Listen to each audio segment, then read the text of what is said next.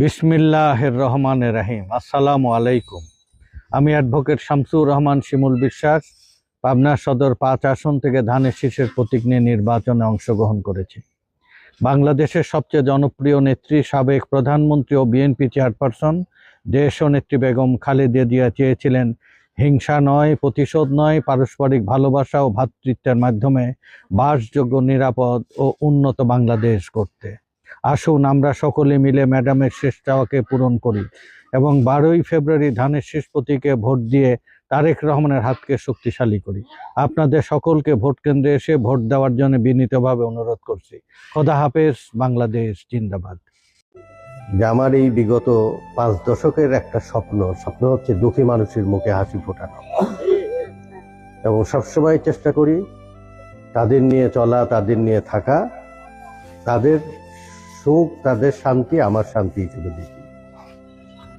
এই যে আমাদের সিনিয়র ড্রাইভার বললেন, গোটা বাংলাদেশের 60 লাখ পরিবহন শ্রমিক নিনিদ্র রজনী তারা দিন রাত পরিশ্রম করে।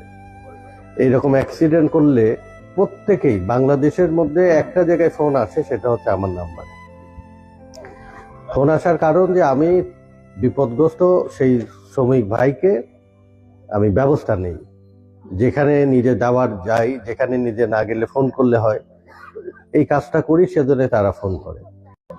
এদেশের 18 কোটি মানুষের 98% মুসলমান বসবাস করে।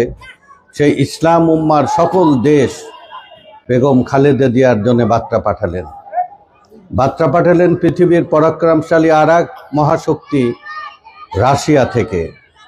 সর্বশেষ ইন্ডিয়াও বার্তা পাঠালেন খালেদা জিয়ার শুভেচ্ছা এবং সুস্থতা কামনা করে।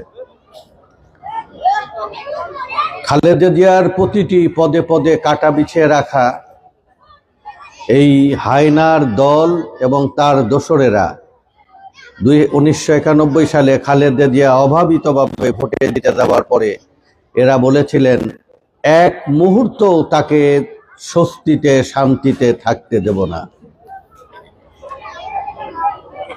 35 বছর বয়সে খালেদা জিয়া বিধবা বরণ করেন, বৈধব্য বরণ করেন। তার স্বামী বাংলাদেশের ক্ষণজন্মা রাখাল রাজা শহীদ রাষ্ট্রপতি জিয়া এদেশের মানুষের কাছে এসেছিলেন আশীর্বাদ হিসাবে। রাজনীতি নিয়ে, ক্ষমতা নিয়ে, রাষ্ট্র নিয়ে যার কোনো মোহ ছিল না, সেই মানুষটি ঘটনাক্রমে একটা বিপ্লবের মাধ্যমে বাংলাদেশের রাষ্ট্র ক্ষমতা এবং